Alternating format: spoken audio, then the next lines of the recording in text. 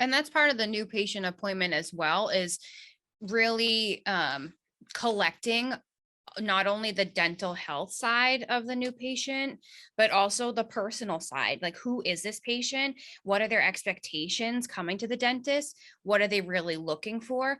And then we can drive our conversations and read the room as to how we can have this patient accept their case. This is Growth in Dentistry, a dental intelligence podcast where we ask the question, what does growth in dentistry look like to you?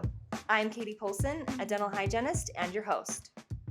Welcome to a special episode of Growth in Dentistry for our Practice Growth series. I'm Katie Polson. And I'm Adam Smith. And we are so glad to have you here and to introduce Savannah Carlson and Jackie Nazaro from Lund Dental Associates in Stoneham, Massachusetts. But before we get started, I want to do a little bit of housekeeping. For those of you that are first listening and have not joined our Facebook Dental Intelligence community, we'd love for you to join us. On Facebook, it's di.dental. That's DI community, di.community. Either way, just find us. Come join data nerds and come learn from one another. We'll link it in the show notes. Yeah. How about we do that? We're off to a great start, people. This is my fourth time trying to record this. So also, if you're a current customer, we have launched a great tool inside of our growth platform for those of you that want to join. It's a great place to share questions or concerns or learn how you can apply the data in your practice. It's the DI community. For those of you that wanted to be that aren't current customers that want to be, please go to get.dentalintel.net/podcast to get $50 when you complete a demo. That's specific to those people that listen to the show that aren't current customers. Again, I'll put that in the show notes and you can join us there. We'd love to have you. With all that being said, we are just super, again, excited to have these two fabulous women from Lund Dental Associates to join us. We've got Savannah Carlson, who is the office manager and also the VP of the ADOM Boston chapter. So all of you ADOM people out there, it's a good thing, and you can listen to her talk. And then Jackie Nazaro, who's the insurance coordinator. So welcome, guys. Thank you for having us. Thanks for joining us. Yeah. Anyway, I'm going to get it together. So I know that. Savannah, tell us a little bit about yourself, your background and how you ended up at Lund. Yeah, absolutely. I never thought I'd get into dentistry. I went to school for theater and English, and then I graduated school and I was like, well, I need a job. My dental office was hiring. I thought I'd apply. I did. I fell in love with it, and I have been in dentistry for 13 years. Wow, that's awesome. I was a musical theater major and then switched to dentistry too. That's really funny. We're kindred spirits. Yep. Okay, Jackie, you're up. How'd you get there? So I found my first dental job, which was also at the same office as Savannah, over 10 years ago. And I needed a job. I wanted something that paid well. And I looked on Craigslist. It's awesome. That's Here great. I am. I know. And look, I mean, we talk about staff. We're in like the staffing shortages right now, and we talk about like going outside of out of people that have had experience, right? And like training up, and obviously, like, look, I mean, if they wouldn't have taken a chance on you, you guys wouldn't have been here. You can train teeth, you can train dentistry, you can't train good personality and good work ethic. So yeah, that's awesome. Well, good for you guys. So tell us a little bit about Lund Dental Associates and how big the practice is and demographic and all of that. Sure. So it is a father-daughter practice. It was started back in the 70s. So we have been tried and true dental foundation of the local community for quite some time. And we also have a periodontist on staff for our team. We have a team of 16, and we work pretty cohesively to make sure our patients are receiving the best care possible. Awesome. That's really cool that how often is the periodontist in? He's in 3 to 4 times a month. Oh, okay, great. Mm-hmm. Mm-hmm. Yeah, that's really nice. It is. Okay. Well, we have the opportunity, and for those of you that I guess haven't listened to this type of series on our show, we have the opportunity, because we have access to so many practices data, to see where people shine And so the goal with this is to kind of dig into some of our top 10% of practices and see what they are doing differently, and see what, maybe get some ideas and pick their brain, and see what advice and things that other people can take from that. Yeah. So yeah, The ultimate goal is we're going to get as granular as we can, so that anyone that's listening can hopefully walk away with something of, oh, I didn't even think about that. We can apply that. We're trying to improve there. These are a couple things that we can apply. So some of this stuff we've already sent the questions over. Sometimes we'll go down a rabbit hole, but just it's going to be a fun ride. yeah. But so far, I mean, this is I think my 60th episode of the podcast. And so far, these practice ones that we're doing are by far my favorite. I'm sorry if you're listening and you've been on the show. Don't be offended, but I'm telling you, it's so awesome to hear from the people that are actually in the practice, like doing it, rolling their sleeves up. It's been a really fun thing. So that being said, your practice specifically, and I'm just going to go over some of the numbers and then kind of give some benchmarks so people have an idea of like what's average and what's really great. But your case acceptance at Lund Dental, just since the start of 2022, your patient acceptance percentage is 80%, which is high. Average is. I actually pulled the numbers with one of our data analysts like 5 days ago, and it's 66% across all of our practices. Wow. So and then your treatment dollar acceptance percentage. So that is out of all of the treatment that's done, the amount of money that's accepted. So I'm just going to break this down even farther, just a little bit, because I think it's important. It's one of those metrics that's a little harder to understand. So what that is, and for those of you that are, I mean, you guys probably know, but for those that aren't listening, treatment dollar acceptance percentage is, say we've got 4 quads of SRP scheduled or on the schedule, they've accepted half of it and scheduled. So that's kind of what we're. So case acceptance is 1-to-1. I presented a case to this patient. That patient accepted at least part of that case. And then the dollars this is the number of dollars that I presented to them. This is the number of dollars that they've already committed to. Great. That's why he's here. Anyway, so you guys are at 50%, which is really great as well, because that's typically a little lower 34%. than that. Yeah.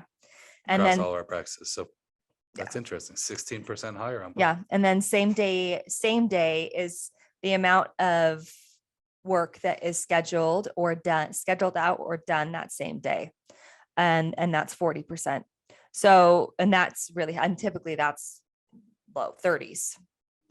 So the other thing that's really interesting, and one of these things that you can evaluate is your production per hour is on average $200 more than your goal since 2022. So obviously you can evaluate your goal, but that being said, like when in 21 to 2022, you guys have your dollar amount per hour is a lot higher. And that, I mean, as a clinician, that's the number that I look at, because I want to know how much money I'm making an hour.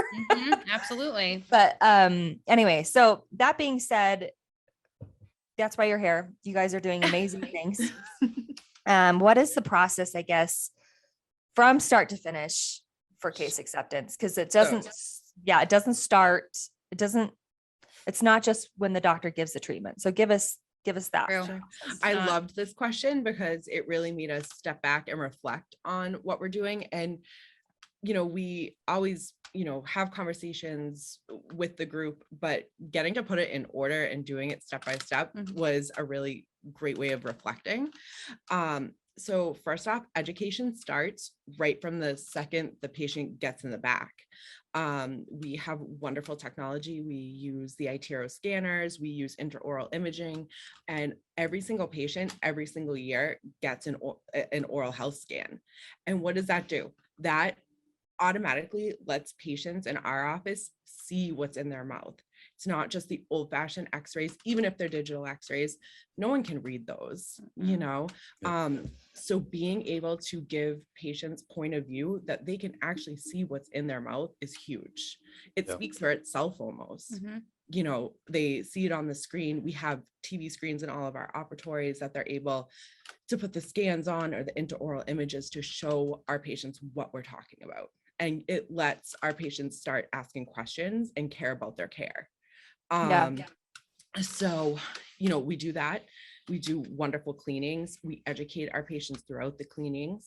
When the doctors come in to do their exams, typically the hygienists and the doctors in our practice are pretty much on the same page. We don't usually have that you know, ye old clash of, well, the hygienist said this, but the doctor said that. We're all pretty educated in the same things. If there is a big treatment plan that we find, then we also put time aside in the schedule, and we have a separate consult room that we're able to go and sit down and continue the education process. So patients don't leave our office without knowing exactly what's going on, whether they want to hear it or they don't, because that's our job, is to educate them. And by taking the time to educate them, they book their cases 80% of the time. Yeah, Yeah, You know. that's amazing. that's awesome. The power of technology is huge. And our doctors are always looking to expand on it and utilize it in a way that makes oral health important to the patient. So that is, and we have absolutely no vested interest in iTero scanners. Second time we've heard Second it time in 2 we've heard days. that. And then So- also an intraoral camera is every time.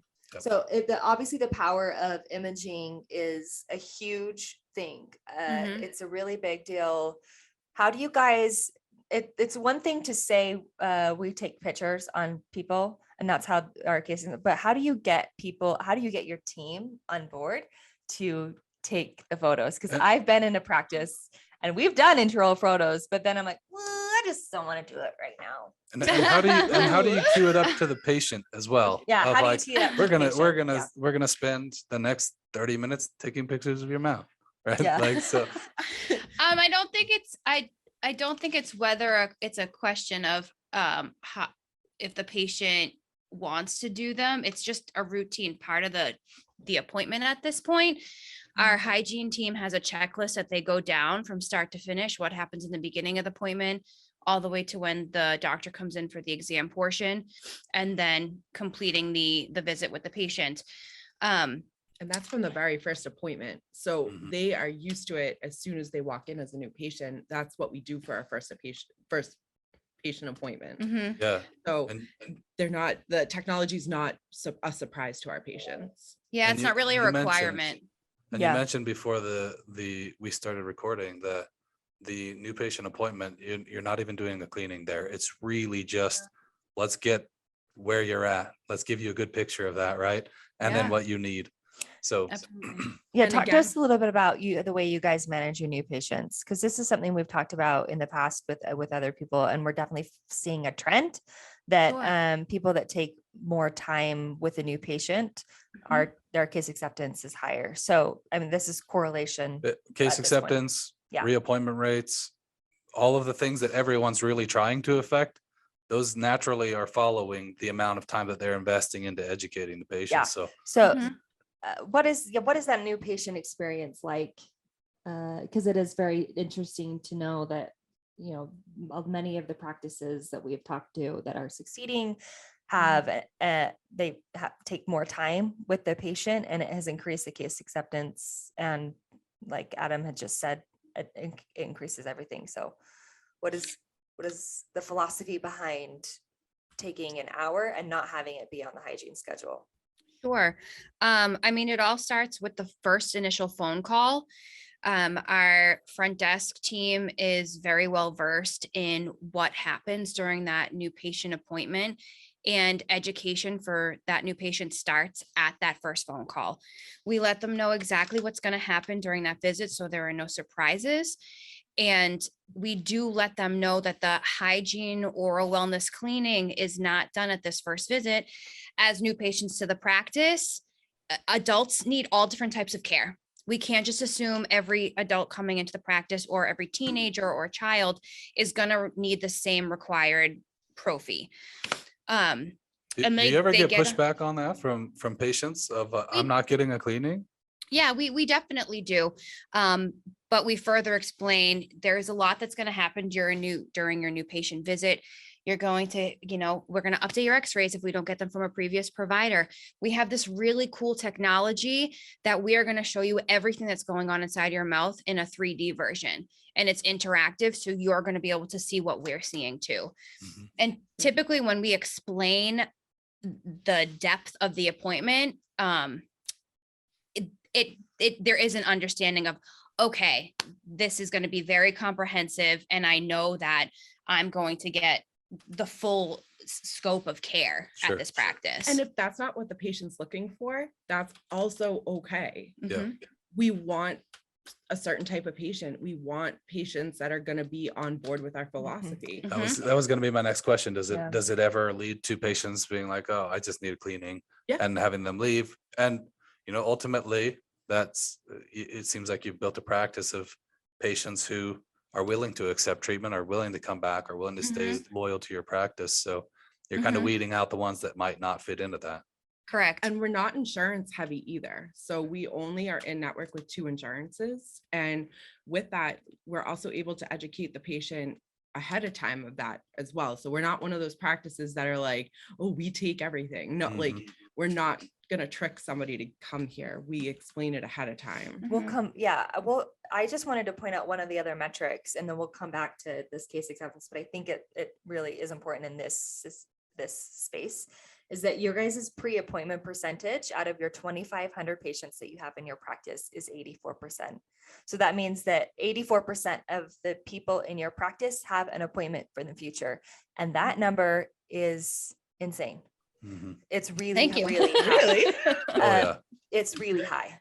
So And most people estimate that like 20% higher than their practice actually is. So we've even run like some fun promotions at events where we say, if your pre-appointment percentage is over 80%, we'll give you $1,000 gift card, and nobody ever gets it. yeah. So we that missed being- the boat on that If- one. Next time. But the only people who have ever won it are typically our customers who are already queued in on it and really paying Yeah. attention to it. So that's That interesting. being said, the question was, what do you attribute that success to, especially since it's changed since October? Like it was good and now it's exceptional since October.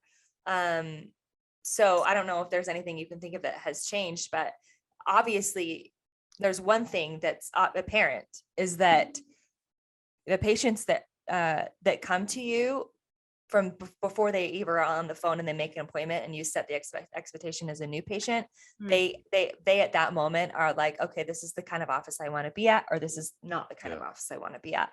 They know what to expect, and they're getting what they expect. And they're buying, and that's what they want. Yeah. Yeah. So Transparency is key. It's the Whether only way it's to do it. yeah, transparency on the phone, transparency in the office, transparency on social media. We put all the good, the bad, the ugly. Yeah. I mean, leave up those bad reviews and just drown them out with good ones. Yeah. The only thing you can do is be transparent to a patient to get them to buy into your practice. Yeah.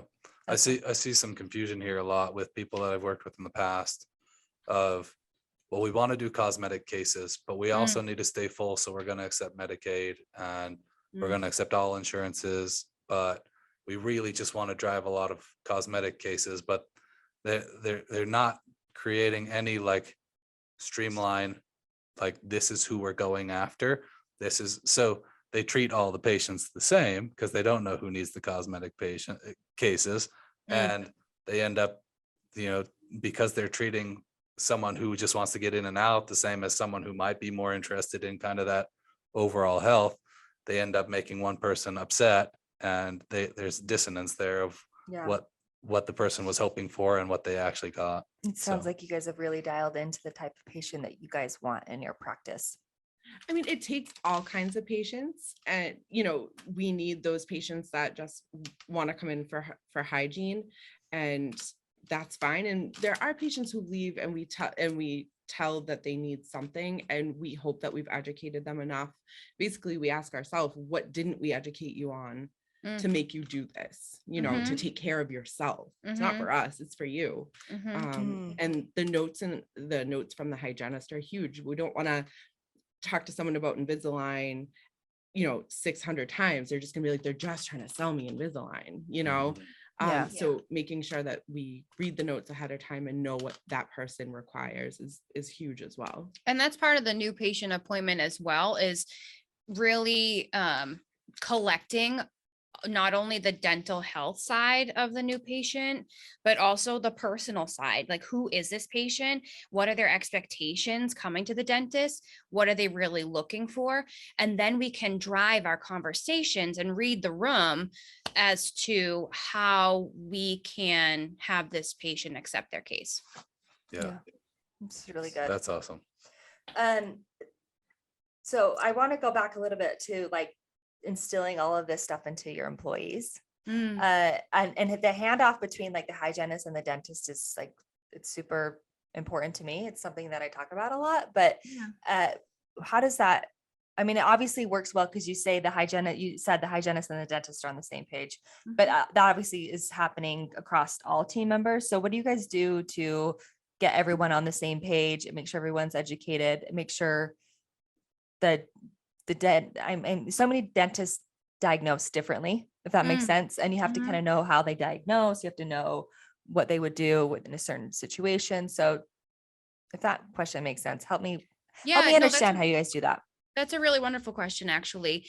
I mean, making sure that your team buys into your doctor's treatment philosophy and culture philosophy, I think is the first step in making sure that the team is on board and cohesive.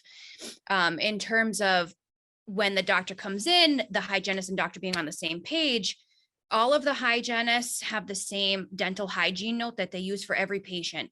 So if Jackie was seeing a patient, then she's out the next time, the 6 months later, and I see that patient, I can trust that the note she used is going to be fully comprehensible.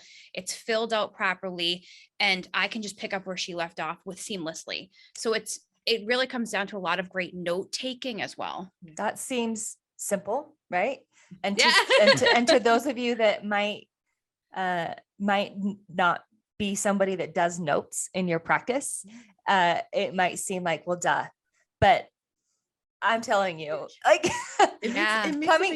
coming from a practice with 4 different hygienists with 4 different notes. Yeah. We all were trained differently in dental hygiene school, and we all have our ways of the way that we like to write things down. Right. It seems really simple, but that's huge.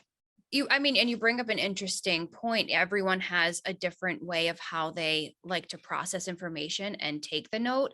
If you simplify your notes so it's 1 to 2 word answers, and or it's more bullet point, there's less mistakes being made, and they're still able to jump on board. They can still add a line at the bottom saying additional notes, and that's where you can add your whatever 2 cents to it.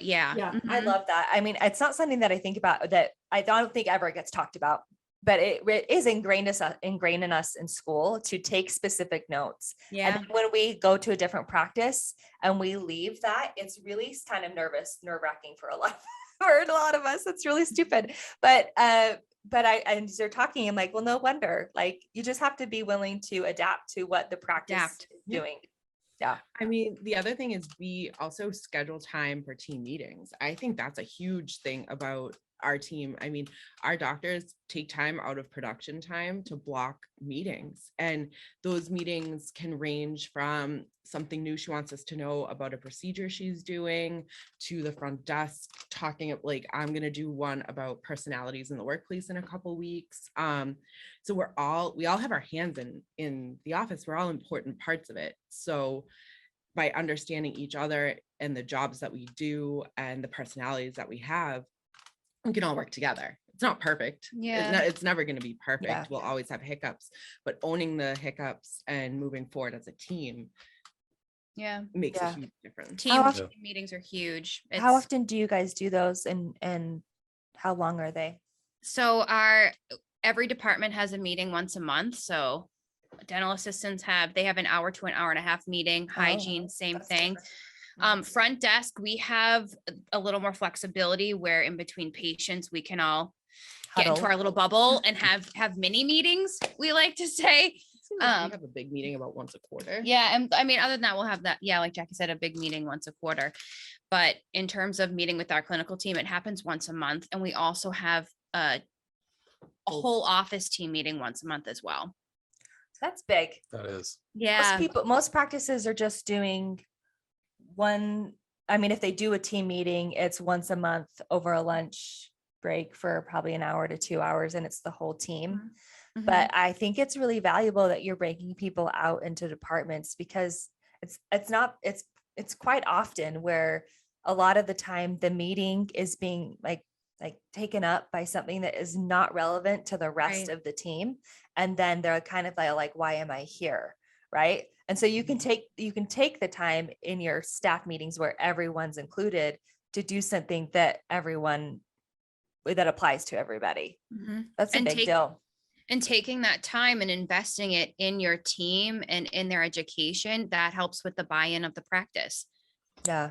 They That's buy awesome. into the practice, they're happy where they work, they enjoy their career, and they're focused on care, and And by the not happy train keeps on trucking. and by not scheduling it only during lunch, it doesn't take the lunch break away. So Right. you're still respecting people's time as well. Mhm. So feeling respected by where you work is huge. Yep. Yeah. I want to rewind it just a little bit. We went down Rabbit hole.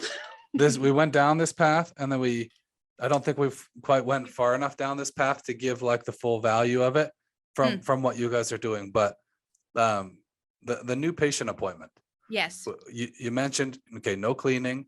Right. They're just getting the exam. You're doing itero scans, intraoral pictures, but Mhm. really walk us through. New patient is in the waiting room. Yep. Who takes them? What do they do? Who does Sure. what pieces of what? Mhm. And where do they end up? And what are they expecting when they finish that appointment? Do you want to do it? Or me Yeah, do I can do it. it? Okay. So when they initially get here, they're greeted by a smiling face at the front desk. They're welcomed. They are explained, we have water waiting for them. They're explained where the bathroom is, making them feel comfortable. At that point, all the paperwork has been done. We do everything digitally using Dental Intel and Dental, Modento. dental, no Yes. dental. So they have a seat. We have a really comfortable waiting area. We then wait for the assistant to be ready. The assistant lets us know that they're ready, and we will walk out. And because they've already met us, whoever greeted them will walk out with the assistant and do a handoff. So we will, Oh, that's big. we will, so-and-so, this is Danielle. She is going to take great care of you. You're in great hands. And I look forward to seeing you at the end of your appointment.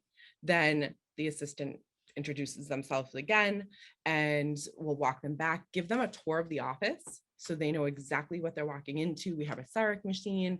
We're a father-daughter practice. We have a periodontist. We have this many operatories and this many this, and then they sit them down and make them feel comfortable before we start anything. Mhm. Have you heard of that before? I have actually. Not that handoff from the front desk person to the assistant. Right? I haven't, but a lot of what you're saying, The you've tour? maybe heard of Gary Takis. He's Yeah. a very Yes. big podcaster, but Yes. he's been on our show. We've had a relationship with him at Dental Intel for a long time. Yeah. But he does talk about this, the practice tour, kind of like bragging about the things that your practice does well, the technology, the CE that has been done, the specialties that you do, and those Mhm. types of things. So I do love that piece of it. But yeah, I've never actually heard of the handoff from the front desk to. It's usually just assistant comes out, Calls says the the name. person's name, person Yeah. stands up there. Right. Yeah. That's interesting though. Okay. We like so to say we're a family, so we're trying to get them in the fold. But yeah, there's no, from the time that they come in, there's no more unknown interactions, right? It's important. I mean, people are afraid to come to the dentist, right? They hate Yeah. us. They hate us. They don't want to be here. They automatically think they're going to be in pain and that we're going to take all their money. So, making them aware of what the expectations are and what's going to happen. It just calms that anxiety a little Mhm. bit. Definitely. So the patient's in the chair. Then what Patient's in happens? the Got the chair. patient seated.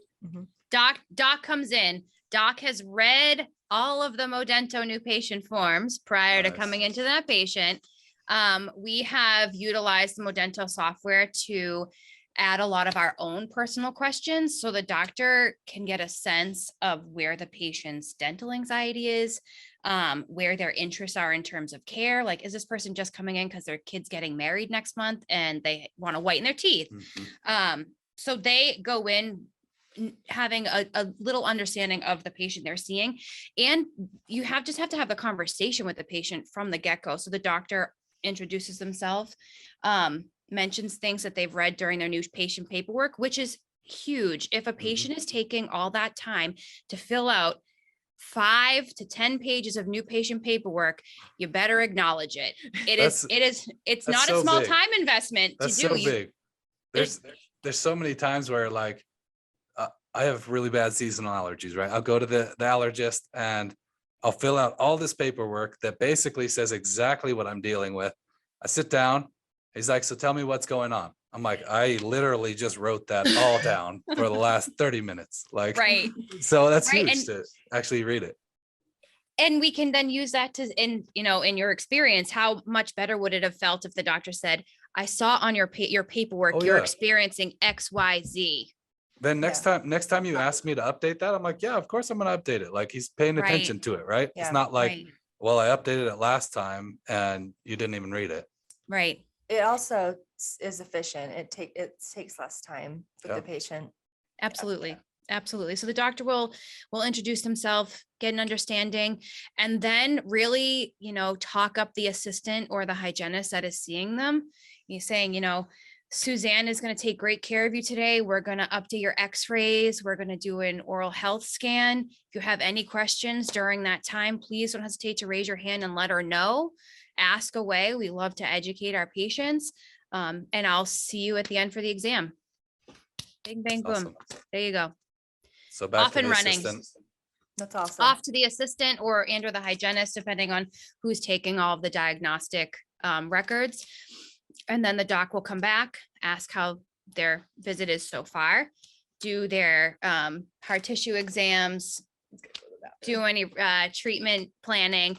And after that's done, the doc will say, I'm going to have Sue bring you into the consultation room so I can go over with you everything that I've seen in your mouth today. And then the scanner goes with the doctor into the consult room. Yeah. Okay. So Oh. we with the consult, we take them very seriously, whether the patient needs something or doesn't need something. Mhm. The scanner goes with the doctor. X-rays get put up onto a big screen TV, and we go through everything, Mhm. tooth by tooth, by arch, and show them exactly what we're seeing. And it also comes great. back to reading the room too. So if you have an engineer and as the new patient and they're very interested in the technology, we're going to focus on showing you what your dental health looks like on the scanner and technology wise. If you have someone who comes in as a new patient and they don't want to look at anything because they know it's a hot mess, then we can turn the scanner the other way. We can approach the consultation a different way. Yeah. I think that's really great that you said that, because there are some people that would rather, I have that conversation a lot with my patients, is there's 2 ways to do dentistry. The first way is we can treat it preventatively, or we can wait until things are hurting. And either one are okay in our practice, but we need to know where your head is at. Like, we need to know where you are in that. And I think that's really important, that what you're doing there is adapting the way that you guys communicate with your patients based off of the way that they like to process information. The one thing that's really stood out to me in that was that the doctor comes in at the beginning of the appointment and then comes back. That's a really big time commitment on her behalf. Yeah. And I love that she does that, because I don't know a lot of people that do that. The doctor, it's the assistant that does the majority of the work, and the doctor comes in at the end. appointment. Yep. After they've looked at all the x-rays. Like, they don't come in and introduce themselves and then make sure and explain the appointment. They don't look at the health history. It's the assistant that's doing that. And talk up And the talk- person who's yeah. going to be doing all Yeah. the rest Like, of the stuff. that doesn't happen often. Yeah. So that's really great. It's like- funny that you brought up the scans. So my father is an engineer. Mhm. He doesn't care about his teeth at all. But if you showed him on that, he would Like that would be something that he would love. And like, if he needed something, because of just the technology behind it, he would be Yeah. like pumped about it. And he'd be like, you should have seen it. He'd come tell me. And yeah, it'd be, I mean, we had an engineer, a new patient yesterday who, and this, and not that we're, sponsoring by iTero or anything, but it's interactive. So the patient, we let them touch the screen. They can manipulate their mouth, and there are different settings. So they can see, there's a heat setting. So you can see where your bite is. And Mhm. for the engineer yesterday, that's all he wanted to see. He knew exactly what that meant. And he said, oh my Lord, my bite is completely off and I am totally ruining my anterior teeth. How do I fix this? That's awesome. When they can treatment plan it themselves, you're like, okay, this was an amazing investment. Have a Yeah. wonderful day. We'll see you next Yeah. week. Yeah. Oh, That's awesome. Okay. So just one more slight backtrack. The assistant. So they're doing intraoral pictures. They're doing the scans. They're doing the x-rays. Anything else that they're perio charting, most likely, well, that'd be the hygienist, but anything else that is going on in that first appointment from give the patient a full understanding of where they're at? No, I think you hit it all. Okay. Actually, when the doctor comes in for the exam, they're doing the periodontal charting Yeah. Okay. to determine Yeah. whether the patient can go into just a regular prophylaxis or they need deep scaling or root planing. Okay. Yeah. And by having that done by the doctor, again, I feel like it carries more weight. There's a little bit more Yeah. weight. Yeah. And, Yeah. and in the consult room, we have all different type, like we have handouts.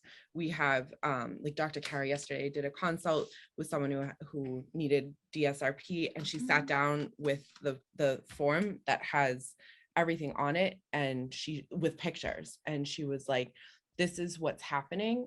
This is, like, this is disease. Showed her on multiple areas, and she was young. She was so scared. And she's like, we can fix this. You're young. Like, we need to do this, this, and this, and you are going to be back to health. Like, we can fix this, but this is where you're at right now. You have a disease that we need to treat. Yeah. So the assistant and the doctor do a lot in that new patient hour appointment. Okay. It's filled. I would say, especially once the consult comes, it's definitely, we definitely invest more than an hour. And depending on how many questions that new patient has and or, how open they can keep their mouth, things like that. If the intraorals can't be done at that first visit, we at least have that iTero scan. So we can, and it is a very clear image. So we can still show them pictures of what their mouth looks like. And then once they get to the hygiene, then the hygienist could take those intraorals if the assistant wasn't able to during that first hour. Yeah. Yeah. Which was the case yesterday, I'm actually. sure, I'm sure the hygienists that work in your practice love it, because to have all of that done and not take it up the time, like for away the from time the that I cleaning. have Yeah. to treat Yeah. whatever it is. I mean, I know how many times I've had a patient come in and I have to do all of the x-rays and everything. And then also, oh, by the way, we're not going to be doing a cleaning today because A, we don't have time, or B, you have periodontal disease. And it's like this Right. confrontation that, like, they're like, well, I came Yeah. for a cleaning, just do the cleaning. Right. Like, you Right. told me I was getting a cleaning today. And I'm like, well, I'm sorry, but you're not. And I mean, and that comes back to transparency and setting the expectations from that first phone call. Right. Totally. So there's no surprises and no disappointments, I guess. Oh, And the I'm a- same thing with like out-of-pocket fees, if you want to like bring the insurance part into it. Yeah. We believe in pre-treatment estimates. I know that's some people do and some people don't. But even Testy topic. it is a testy topic. So is pre-appointing lately, Yes. though. Yeah, Yes. it it is. is. Really? Yeah. Not here, but like across like dentistry, I feel like Mhm. pre-appointing is like one of those. It's a hot It topic. is hot. Yeah. They don't, that there's We this need whole- another hour for that. Yeah. Katie. Yeah, there's a whole philosophy on not and being available when the patient's available, and if you book out too far in advance, then people will move on to the next person. So But- with the new yeah. patient appointment, if you want to pull it to that, we use we block out parts of our schedule. So Oh. that is not an issue. That's awesome. We block the doctors have blocks in their schedules for treatment. the hygienists have blocks in their schedules for DSRP and new Mhm. patient pros. So we make the time. At what point do you guys abandon your block scheduling? A week before. Okay. If a block hasn't been used the week prior, we release it and then it just becomes fair game. Okay. Okay. Cool. Mhm. Okay. So unless we have anything else on case acceptance. I could go on for a long time, know. but one thing I do just want to like bring this all full circle, Together. because I deal with a lot of different dentists, and I see a lot of objections that they're going to give to this.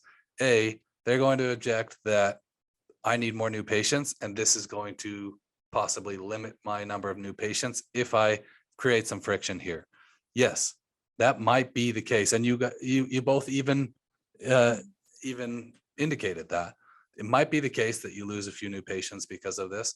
But if you ask almost any dentist, would you rather be more busy or more productive and less busy? They're going to go with the second. Right. And With quality patients. yes, with quality patients and higher case acceptance, it allows dentists to do the amount of production that they want to do in the amount of time that they want to spend doing it. So it's almost like they're afraid to do this because it might decrease their new patient flow without even looking at the effects after the fact of this actually gets me to where I want my practice to be. Right. So that's the first thing. Yes, you do risk possibly creating some friction for some people that just want to get in, want to be there for an hour, want to get a cleaning, and want to be done with it. Right. That's okay. And And Gentle Dental is down the street. exactly. Yeah. Exactly. And secondly, the time investment is probably the other piece of things. Is this is definitely more time than I see a lot of people taking with new patients, especially without doing a cleaning involved with that. But again, if you look at these people are staying 84% pre-appointment, and these people are accepting treatment. These people are going to come back again and again and again and again. It's not, you don't have to crank them through on their new patient appointment if they're not leaving in 2 appointments to go somewhere else. Right. Right. You can invest that time and then they'll come back. You don't have to do that every single time. It's the initial time that builds that relationship, that makes them want to trust you more, that makes them trust you more because you're giving them that overall picture, and that makes them want to come back. And now you've got someone who's going to come back for 10 years and you don't, I think a lot of dentists, if they thought through the whole process, would be willing to allocate this time. But if you just say you should allocate this time without looking at the effects that it's having, this is 5 practices that we've spoken with so far in this series. And each of them has allocated additional time over the hour for that initial new patient appointment. And each of them has been in our top 10% of reappointment and case acceptance. So it's not rocket science here. Take the time. I also think obviously there's so many different ways to practice. And if this isn't the way that you want to practice, Sure. then so be it. Yeah, you've got to decide. But I love that. I mean, I hope that for those of you that are listening, if you've needed the courage to maybe make the change and you've been wanting to, like, Just hopefully- try it. Yeah. Hopefully this gives you the courage that you needed to just try. Yep. Yeah. Change Okay. is hard. Everyone has gone through it. Yeah. As long as you and your team are united. My Boston came out. Did Yeah, you hear it that? I'm did. I really heard that, sorry. yeah. I love it. I'm really sorry. That's so funny. That was the Bill Belichick sports talk here. Yeah. It's so awesome. Oh my As long gosh. as you and your team are united, Yeah. you can do it. You Yeah. have faith in yourself. You can do it. And there's a reason for it. Yeah. It's not like we're just throwing it against the wall and being like, this Yeah. is just what we want to do. Yeah. Hopefully people like this. Yeah. It's very apparent in the numbers that that's what they're hoping and looking for. Well, since we have your insurance coordinator here on the call, I wanted to talk a little bit about collections because collect. I mean, it's really nice to say all of these great things, but if you don't get the money in the door, then what's the point? I mean, other than taking care of your patient, because that's priority number one, but you would also like to be able to feed your family doing that. So tell me a little bit about like, what are your successes in collecting fees from patients and then also from insurance companies? Absolutely. So our biggest theme, education. Our patients are made aware of what their expected out of pocket is at least a couple of days ahead of time. Some doctors may be like, no, I don't want to do that because then they're going to cancel their appointment. Well, would you rather come in, do the work and have them be like, yeah, I'm not paying for that? Or would you rather them be educated about it ahead of time and be ready to pay their bill? Even if that means waiting a little bit longer. Yeah. You know? Yeah.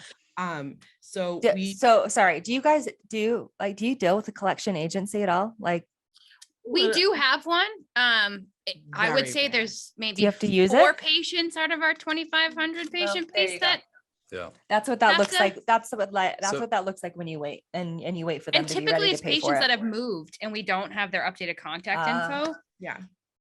I So wish we had your dashboard right here because I'm curious what that does to cancellation rate. Are there going to be people that be like, no, that's going to drive our cancellation rate through It the doesn't. roof? it does. So, I can yeah. tell you. I'm it doesn't. gonna pull it up while you're walking us through it. Perfect. So I get the pre-treatment estimates in. As soon as I do that, I scan it, I put it into their smart docs, and then I issue an email through Modento. I don't particularly love the treatment planning option in it. I'm sorry. So It's okay. Fine. I Yeah. have made my own templates and, ones that are, one of them is for in-network insurances, one's for out-of-network insurances. One is we offer an in-house membership program through our office for patients without insurance. Awesome. And then I also have a template for unscheduled. So everybody will get an email. And they're easily transferable into our patient software. So Yeah. So when I get a pre-treatment estimate back, you're going to hear from me one way or another. And then once I do that, I make either a note on the appointment, or if they don't have an appointment, I create it and I delete it and put it on the quick fill list. So then our patient coordinator can start reaching out to those patients saying, we have your pre-treatment estimate back. Let's get you scheduled. And then when they come in, they have their appointment, they know what their expected portion is and they pay their bills. We're pretty good at it. And then we have text to pay links that we can send. And then if a bill comes back, my office, Diane, our practice coordinator, and I have a spreadsheet that we work on together. So patients hear from us at 30 days, 60 days, and in between there as well. That's awesome. That's great. It sounds I like think- you really have a great flow. We do. We Yeah. do. I mean, we absolutely do. I think this year, in 6 months, I think we've sent 2 people to collections. And one just paid her bill yesterday because she moved to Iowa. Oh. contact information. I have one and I wasn't surprised. So Well, at least, you're not getting surprised by these people. I mean, because there's a lot of practices that their front office team, like that is, they dealing with like Oh, yeah. 90 days plus constantly. It's a big, Yeah. it's a big piece of what they do is trying to get people to pay those things Yeah. that It's also getting your front desk team comfortable with asking for money. Everyone other than, retail shops, they're afraid to ask for money because everyone's afraid of rejection, and getting them over that hump is huge. Yeah. And Yeah. as long as the patient knows ahead of time what they're going to pay, that only helps your front desk team ask for the money. How do It's you, not a surprise. I mean, how do you say that you do that in your practice? You hire somebody new that has difficult time Mhm. talking about money. How do you get them past that awkward thing for them? Creating a lot of verbiage that they can then internalize and make comfortable in their own delivery is a really big thing. and they're not alone. Nobody's alone at the front desk. Right. We sit in a pod and any one of us is willing to get up and help. Mhm. So- Oh, that's nice. Yeah. Savannah doesn't sit away from all of us. Mhm. Like I'm there, I'm very comfortable with it. So if one of our front desk team members says, Tom, 375 is due today, how would you like to take care of that? They're like, well, I was hoping I could do XYZ. Jackie and I will hop right up, walk over and say, did you receive our pre-treatment estimate and explanation of benefits that we had sent you via email? And when they say yes, it's just further, Yeah. lets the patient know that it is what it is. Well, you don't go to a car dealership and not pay for your tires You don't and go get to to- drive away. You So don't go to the supermarket, like we've performed a service for you. Mhm. You received wonderful service Mm. by a wonderful doctor. You now have to pay for that service. And there's no surprise. We have educated you about this ahead of time, multiple times at this point. But to So- bring it Yeah. around the team is supportive of each other, and getting someone new on board with that verbiage, it takes time and patience, and they'll eventually get there. Practice. Probably. And yeah. again, this comes back to the same thing. If someone is not going to be willing to pay, while it might make you feel good about your numbers to have their production on the schedule, they're not the patient that you want in your practice. No. Correct. Exactly. So- Yeah. You want Uh, patients that respect you as much as we respect them. Yep. Yep. And I actually heard something. That's the on a- quote. That's the quote of the podcast right there. That's a good one. Yep. Again, that's going to be the tagline It will that be. we had someone on 2 times ago, I think, that was that they were doing phenomenally on collections as well. Your practice is not as insurance heavy, so this isn't as big of a thing. But for practices that are very insurance heavy, she mentioned, don't estimate that the insurance is going to cover things that that the insurance is not going to cover. Correct. Even if there's like a 1 in 10 chance that they're gonna cover it, No. don't estimate Yes. it. They'd rather You're get not the money getting that bone back. graft from Yeah. Delta Dental. You're not getting it. Exactly. So they'd rather get money back in the 1 in 10 chance that it does pay than you have to follow up and say, oh, we said you owed $300.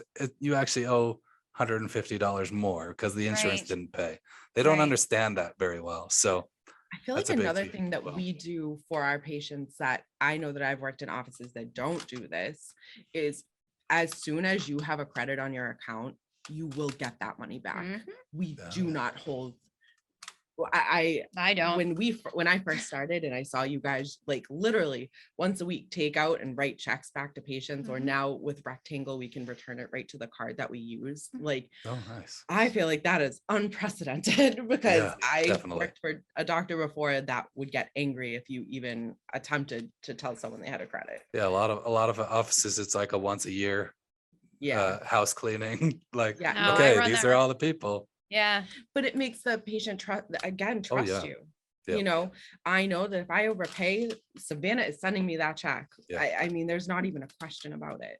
So Yeah. That's great. It's cool. Yeah. Cool.